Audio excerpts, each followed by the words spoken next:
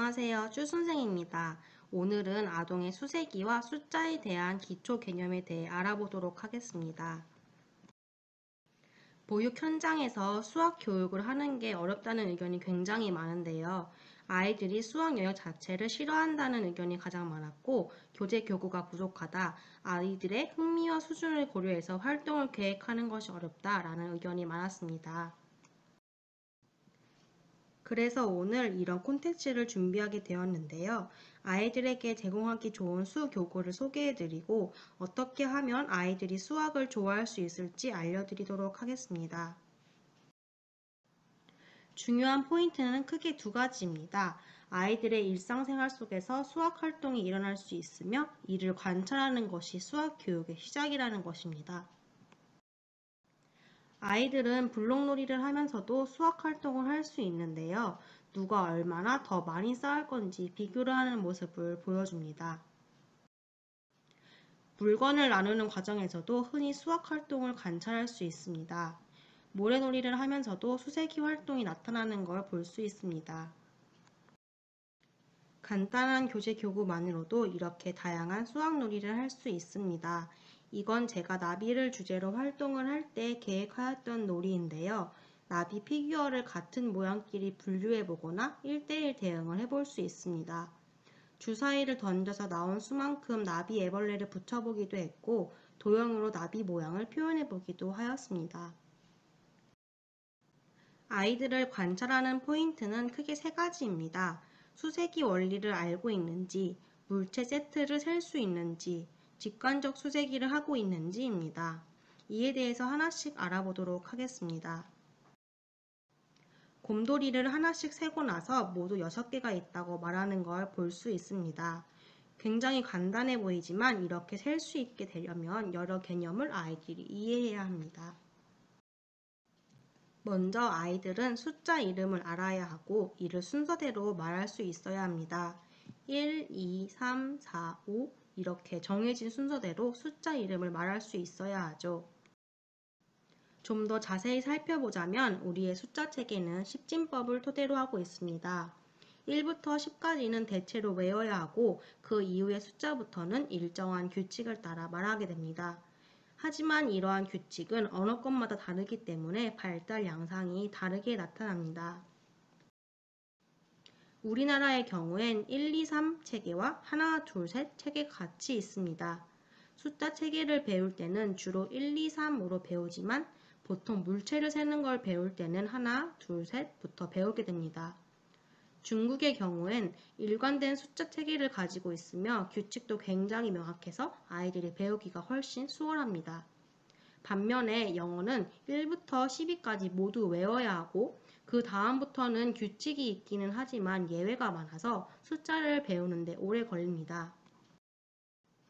중국어와 영어를 사용하는 아이들을 비교한 연구를 살펴보면 중국어를 사용하는 아동의 경우 기수와 서술을 배우는데 큰 어려움이 없지만 영어를 사용하는 아동의 경우엔 특히 기수 체계를 학습하는데 오래 걸리는 걸 알 수 있습니다.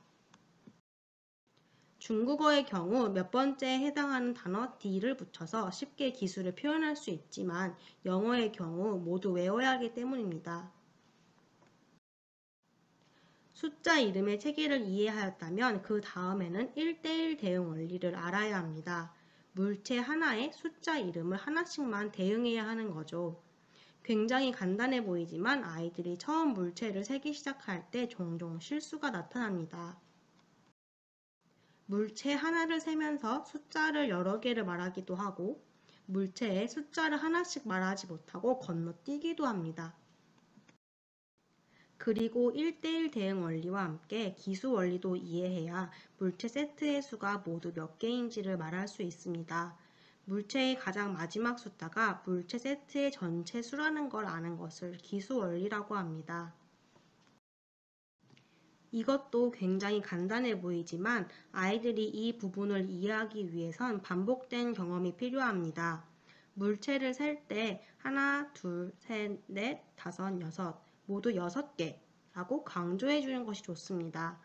아이들이 기수 원리를 이해하고 있는지 알아보기 위해선 물체를 모두 센 아이한테 그래서 모두 몇 개지? 라고 질문해 보는 것이 좋습니다. 기수 원리를 이해하지 못하였다면 다시 세기 시작하거나 아무 숫자나 대답하는 모습을 보일 것입니다.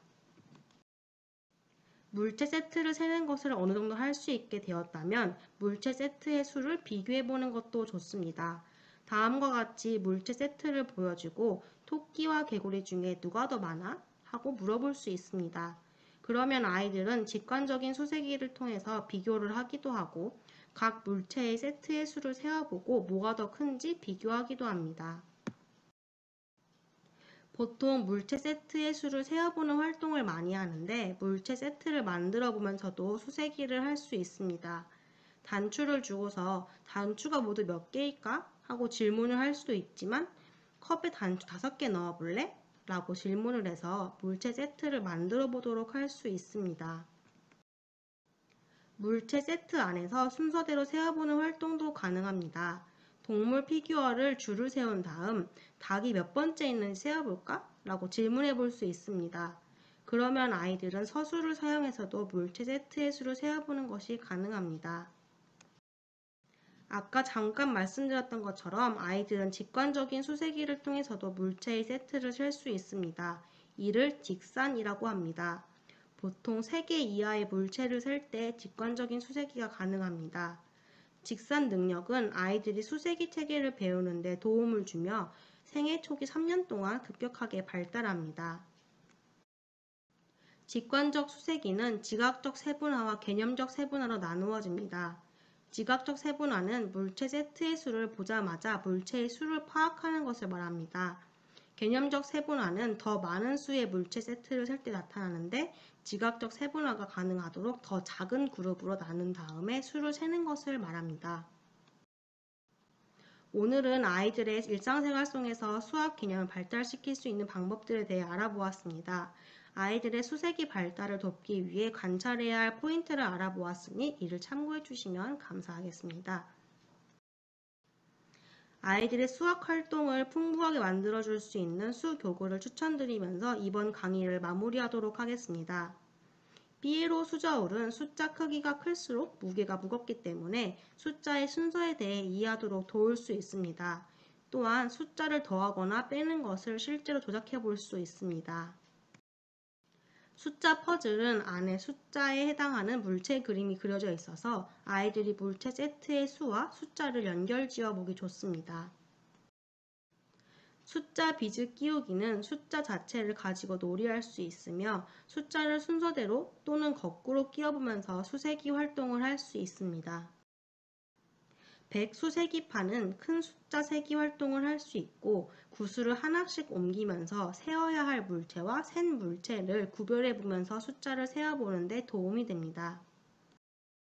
칼라링 샘놀이는 물체와 숫자 그리고 도트 숫자를 매칭시켜 보면서 수놀이를 할 수 있습니다. 재미있게 보셨나요? 아이들과 수학 활동을 하는 데 도움이 되었으면 좋겠습니다. 감사합니다.